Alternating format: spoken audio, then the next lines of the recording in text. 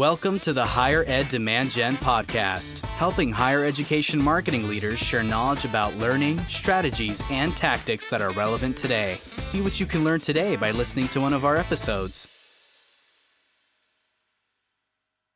Hello, everyone, and welcome to the Higher Ed Demand Gen podcast hosted by Concept 3D. If you like our content, please follow and subscribe to us on Spotify, Apple, Google, wherever you're listening to us. And if you're on Apple specifically, please drop us a comment. I'd love to know what you think about the show. My name is Shiro Hattori, and I will be your host today. And today we will be talking about breaking down siloed campuses. And for the conversation, I'm very excited to have Chantell Cosner join us today. Chantell is currently serving as the Marketing Communications Director at WSU Spokane and is also currently pursuing her PhD at Gonzaga University. Welcome to the podcast. Hi there. It's good to be here. Great to have you. And I may say during the podcast Wazoo just because I'm from Washington and we said Wazoo instead of WSU. But I noticed last time you made sure to say WSU, so I was like, okay, I'm going to try and follow the brand guideline there. But forgive me ahead of time if I just straight up say Wazoo. Okay. I do love asking all my guests on the show, what do you love about higher ed, Chantell? Yeah. Well, I mean, very selfishly, I love school and love learning. And so I didn't actually, though, when I started my career right out of college, expect that I would end up back in higher ed. I started in the nonprofit space and I was doing communications and marketing work in that field. And I just kind of continued to find this pull back to the education environment. Something I think about the community, which I think is a theme that will probably emerge today a lot. The community that is a university and a college campus is just unique and special and provides the opportunity to learn in a variety of different ways about yourself, about others, about very technical things, about very philosophical things. And so I personally, when I started stepping more into that marketing and communication space, was really inspired by the fact that the work that I was doing at the time, which was in student affairs, had a profound impact on the student experience internally, right? Students knew about the resources that they had access to because of the work that I was doing. And so I think the meaningfulness of it, the ability to transform somebody's life through the work that I was doing was really grounding. And I think that's been something that's carried me through the work that I've done, is that ability to contribute to that community in a really meaningful and positive way. Every time I have the opportunity to engage with colleagues across here in Spokane, but then also across the country at conferences and things like that, I think that tends to be the grounding force for a lot of us, is that sense of community and that relationship with our students on our college campuses. Yeah. That's fantastic. And just some context for the audience. Chantell was at WSU Pullman, which is considered their flagship campus before, right? And that's the story you were just telling, right? Yep. Yeah. I started off in Eastern Oregon. I was working at a nonprofit, and then I came north to WSU Pullman, worked there for about 5 years. Went further north again to Gonzaga University and was working for the School of Law for a couple years, and then had this opportunity to step into this role here at Washington State University, Spokane, which is just, for those who are familiar with the area, literally right across the river from Gonzaga University. So it was a wonderful opportunity to step into a new space and a new role, but also a chance to really come home again at this institution that I do really love. Fantastic. And you mentioned some conferences that you've been attending. Which ones do you have in the pipeline, or which ones have you been to before that you've really enjoyed? Yeah.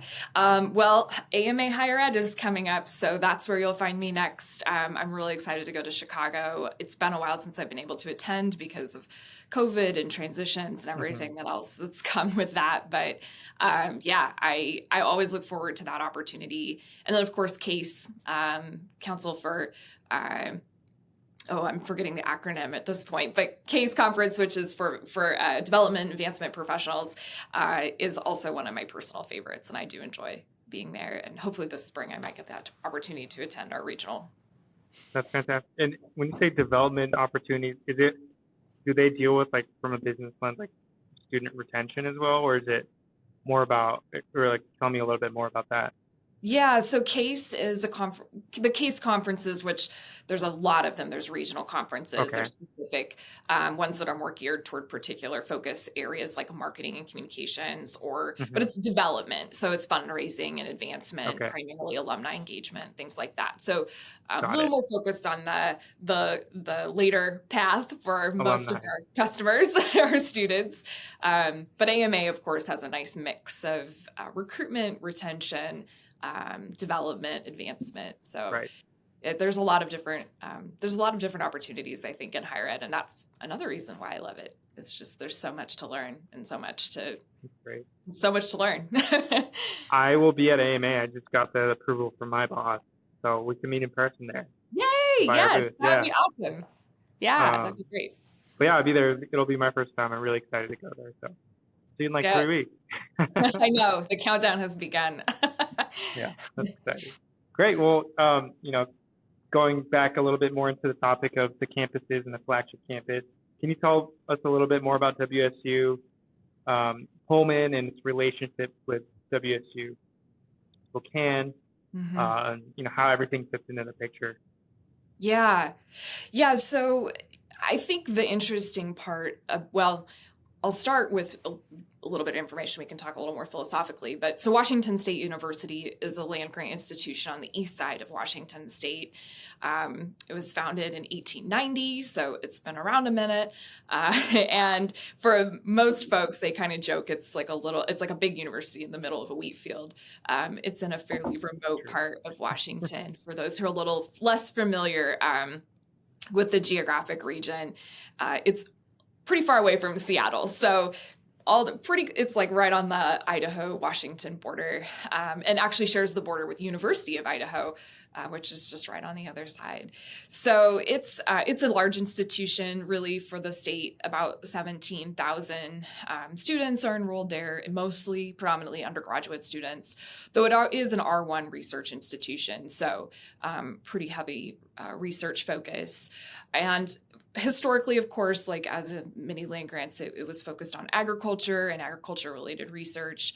But it's, since grown, of course, and evolved, and has pretty notable programs in engineering, communications, hmm business, veterinary medicine, and a whole slew of really, extraordinary experiences for our students.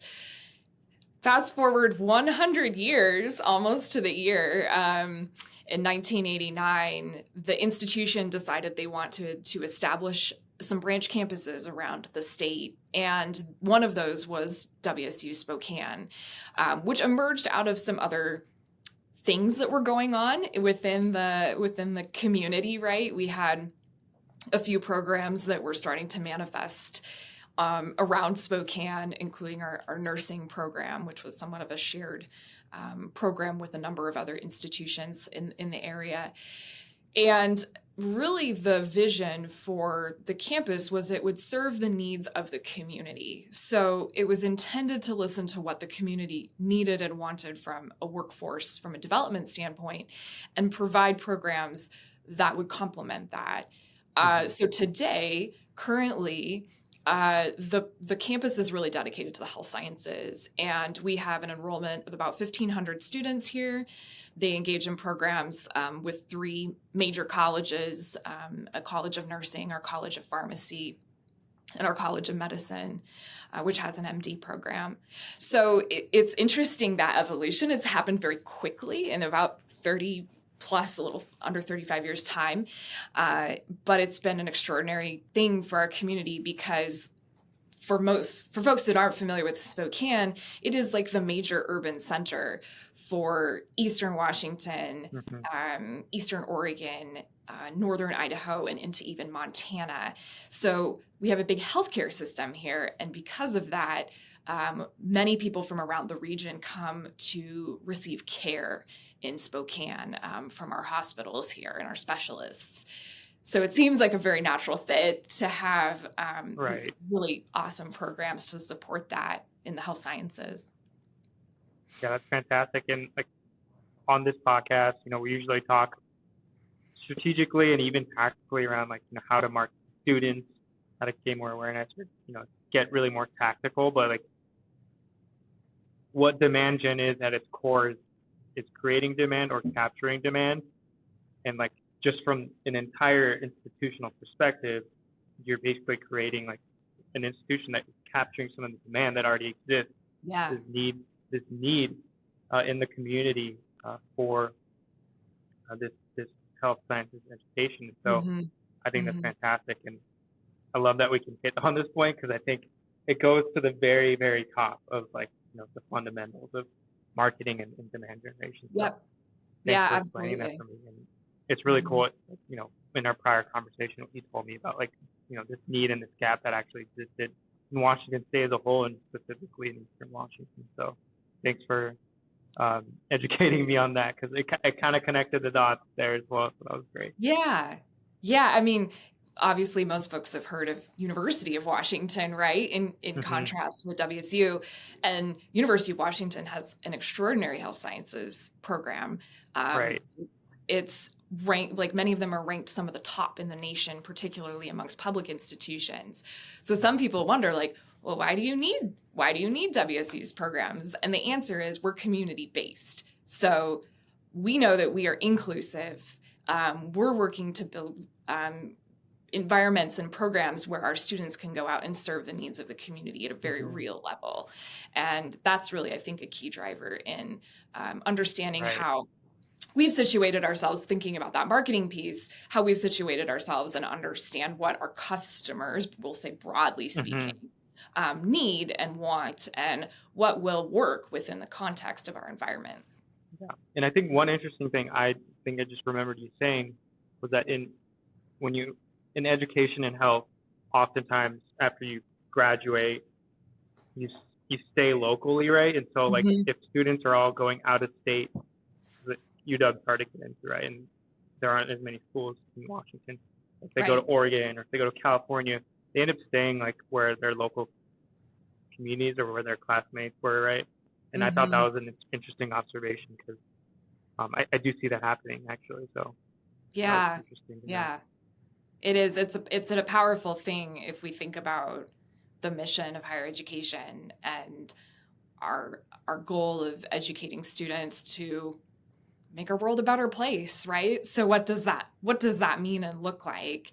And how are we reflecting that in the work that we're doing and the operations that we have and the story we tell, right? I mean, it does boil down to that communications and marketing piece too. Great. Switching gears, but very closely related here, is talking about schools and branding here. How do you stay connected with WSU flagship, aka Pullman, while still marketing your branch and your identity at Spokane as well? Yeah. This has been an interesting conversation that I think has been happening even more and more over the last year and a half, as our institution has been working through a brand positioning strategy with an external consulting firm. And I think one of the things that's become really apparent to me in that is that so much of our identities as these branch campuses, right, that language that we're using around like the little satellites that are out in the world doing our thing, is that their identity is so much more grounded with the communities that they serve.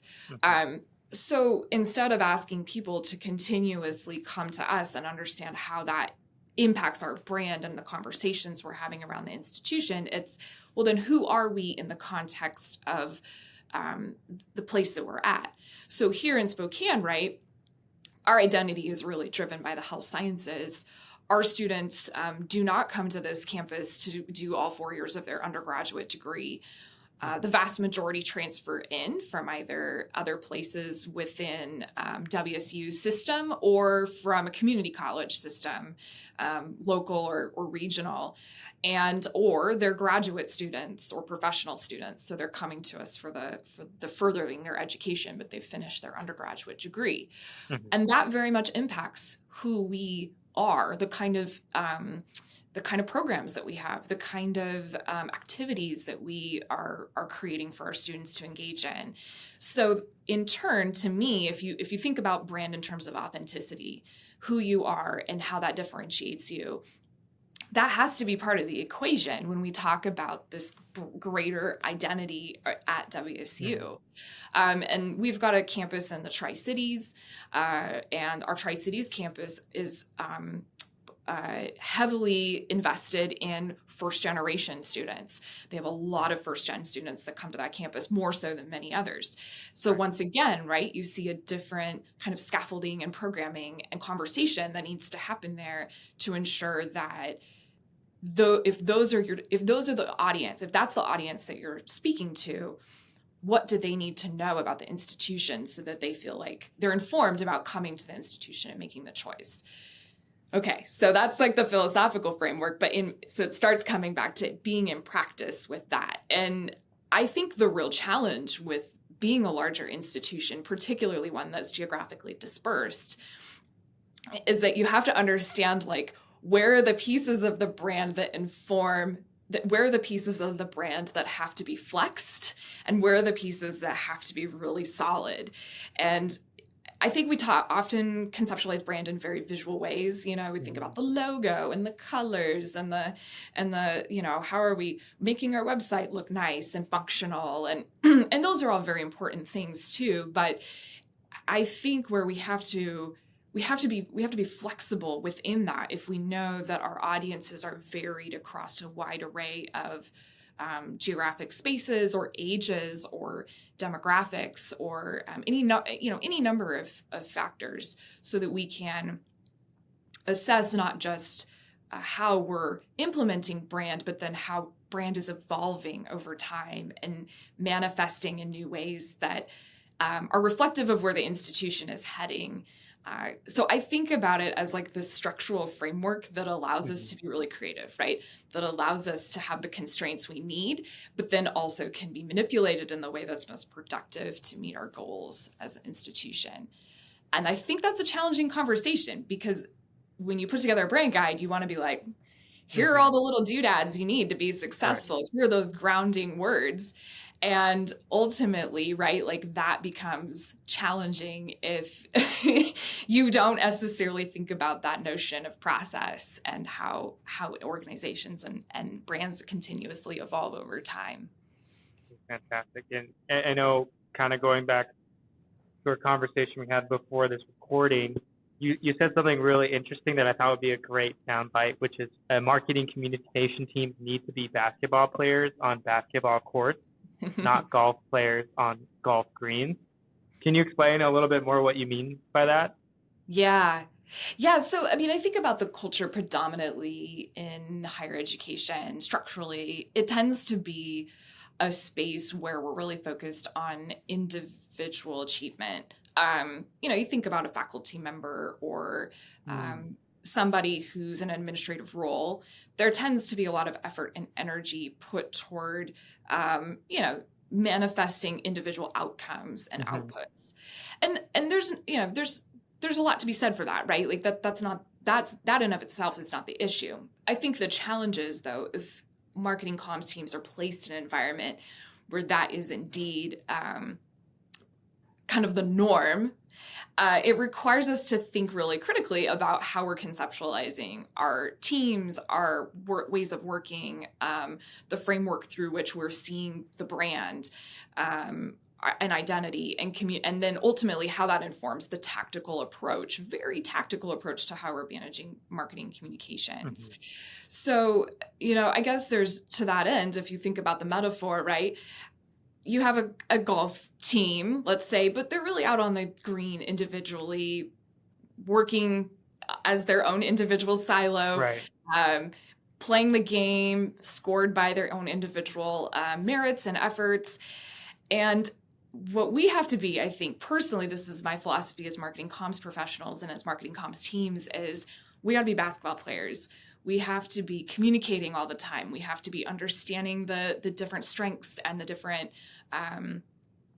ways our teammates are showing up on the court. We need to understand where we all headed in this. Like the goal here is a team goal, and we are going to need everybody on the court to achieve that. Mm-hmm.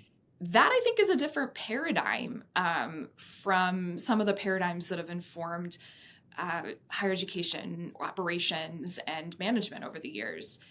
And so I really work with my team, and then this comes back to kind of that siloedness, to try to break down through those silos and say, no, we got to be playing on a basketball court. We can't just be working in this kind of individualistic, like, oh, I got my little thing over here. You got your little thing over here. We're just going to hopefully meet in the middle at some point, hash out what needs to be done. It's got to be a lot quicker. And when I say quicker, I don't mean like we got to like totally clip things along, because sometimes that's not realistic in our structures. But we do have to be much more responsive, I think, to the needs of our system and the needs of the work that we're doing, that it obviously expounds beyond the scope of just our office. And sometimes that's a lot, and you can't always sit in that. But I think about that often as we navigate the challenges here in higher education.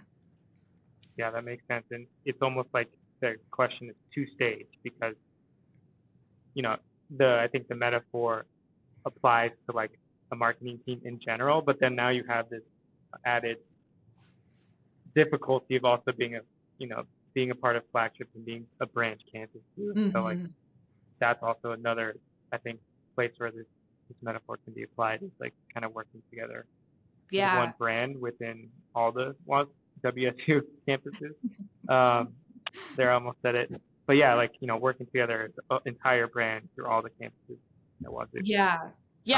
It's challenging for sure. I think we're a decentralized model. I should share that for listeners, because I'm more familiar with that. Decentralized models typically are they can be really good because you have people embedded in each of the areas, and in a highly dispersed organization, that's really valuable.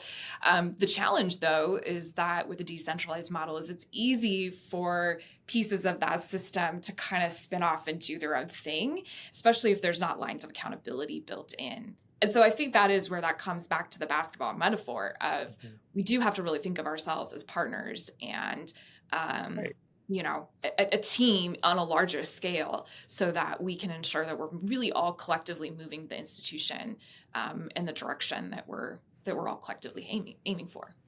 Definitely, yeah, and it makes sense. I played tennis in high school. You could also interchange golf players with tennis players, just by the way.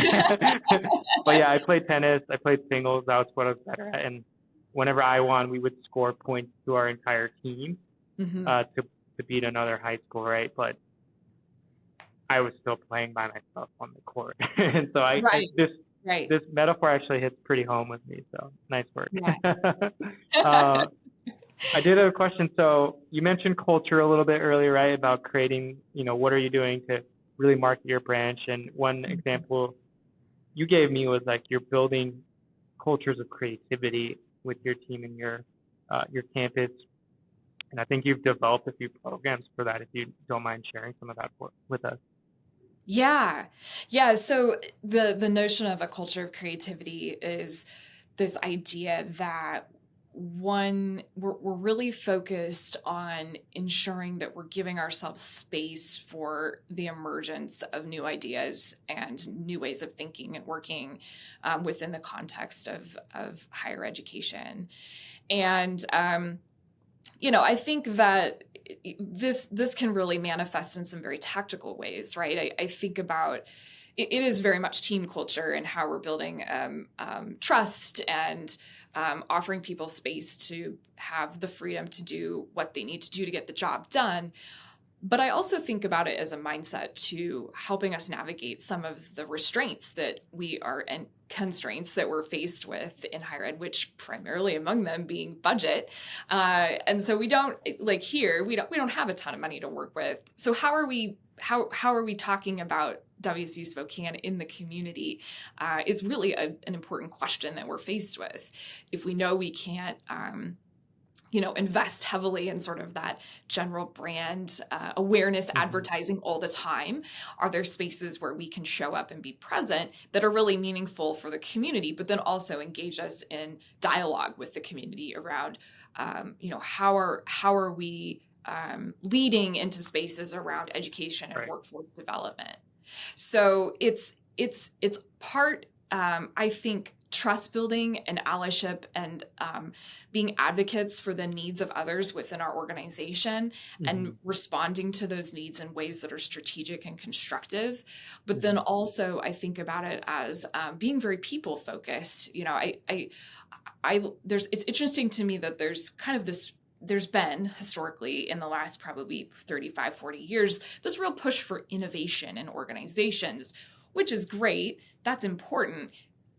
And it's typically systematized, and it's not necessarily a framework around how do we provide people with the space that they need and the support that they need to actually do that, to be creative, and the creativity leading to innovative solutions. So I really try to come at it from that perspective of more of a people-first approach. Do you have any like specific examples? I think you might have shared one or two, like some of the things you've done at WSU Spokane. I think like community marketing. Another thing is you built like a summit program. I think it was called Wake Up with Research. Yes. As well. Yeah. Can you tell us a little bit more about those? Yeah, that'd be great. Absolutely. So a couple of the things we're really doing and coming back to that community piece, these might seem really simple, right? They might seem kind of like, it's not totally innovative, but it's very impactful, which I think is the importance of evaluating, as marketing comms folks, we need to evaluate what we're doing and say, okay, this might seem very simple, but that doesn't necessarily mean it's not impactful. So we're heavily engaged with a number of community organizations, things like our Chamber of Commerce. We have several of them in the region here. We are members of all of those organizations, and we show up to meetings and we show up to events, and our chancellor is present. We have key leadership that are present at those events.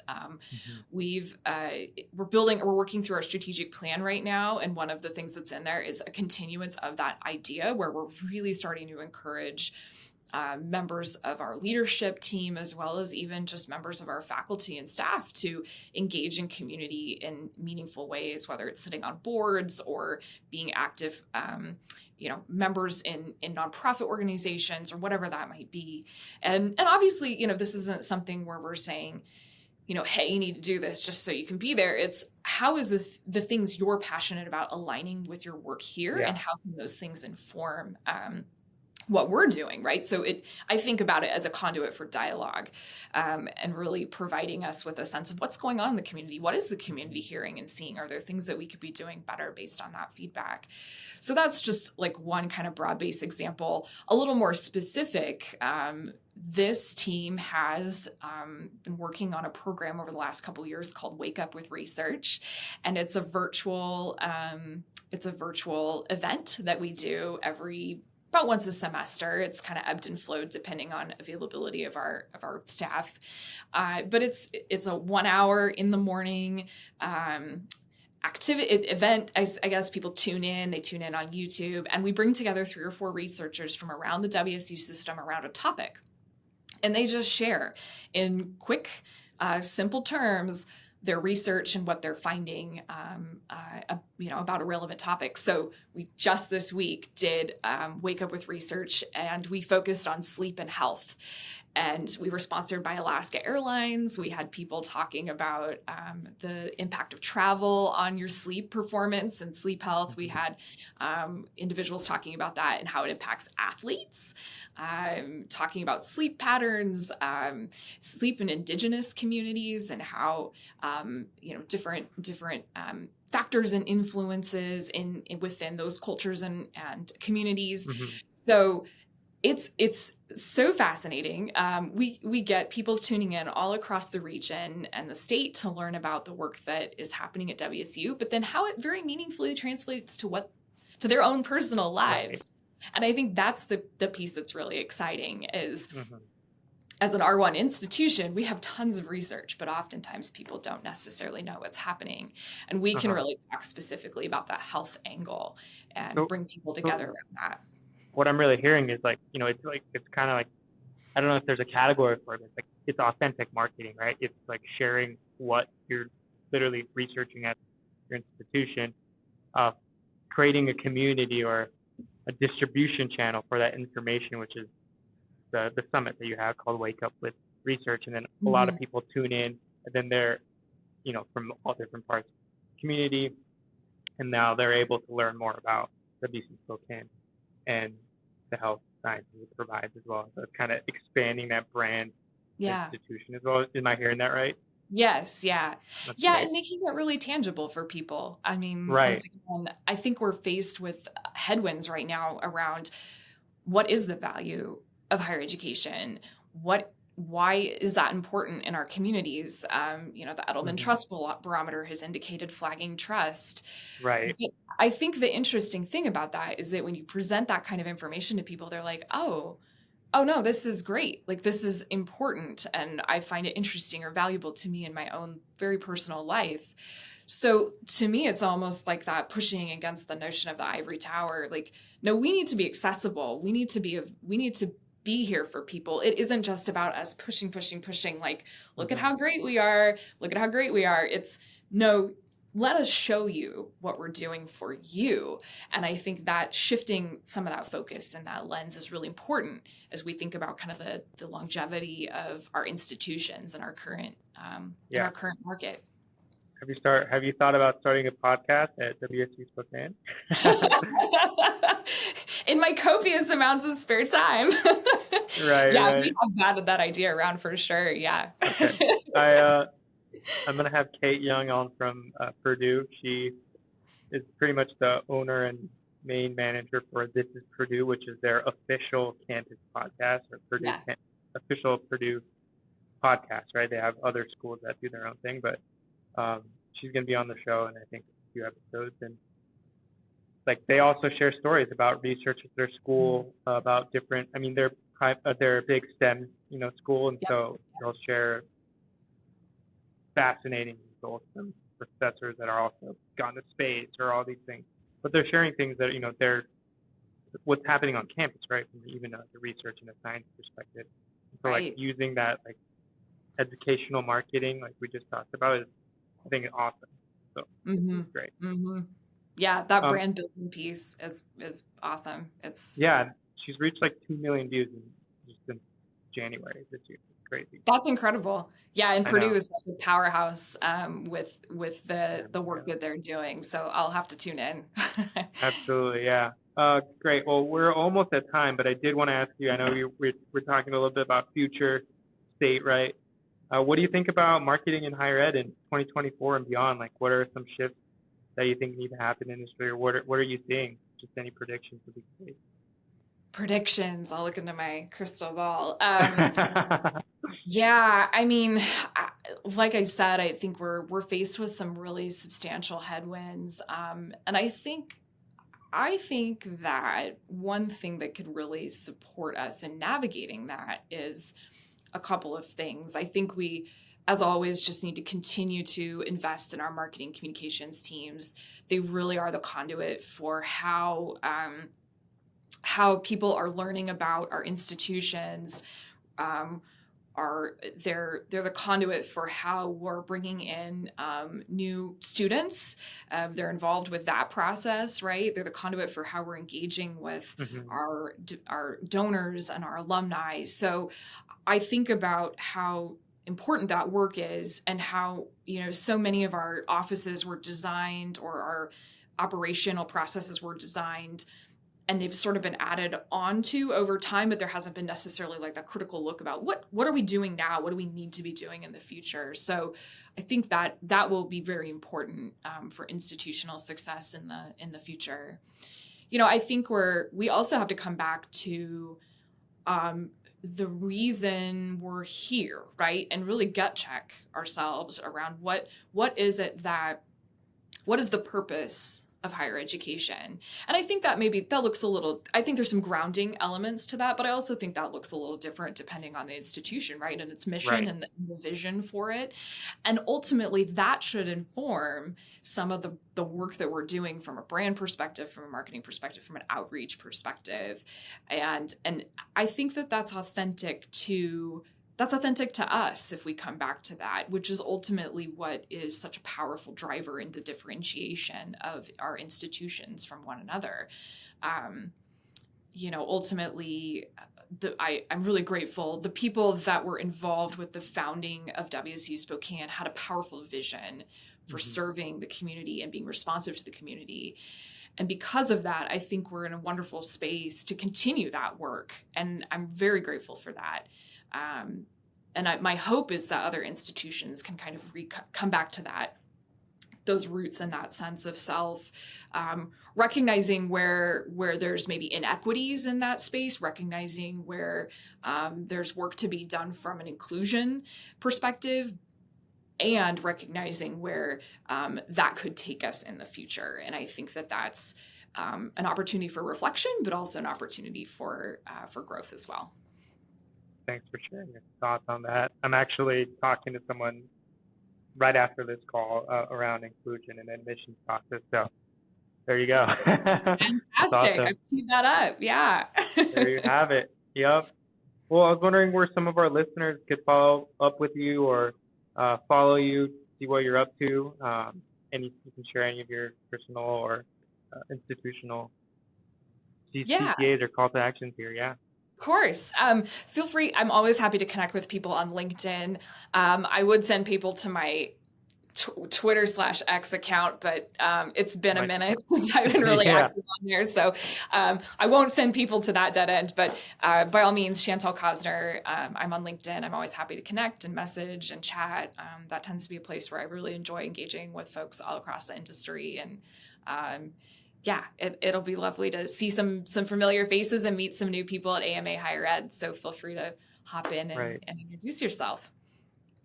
Awesome. Well, thank you so much for joining us today, and thanks to the audience for tuning in. And I can't wait to meet you in person at AMA. That's going to be great. Yes, it'll be awesome. Thanks so much. All right. Thank you. Bye-bye.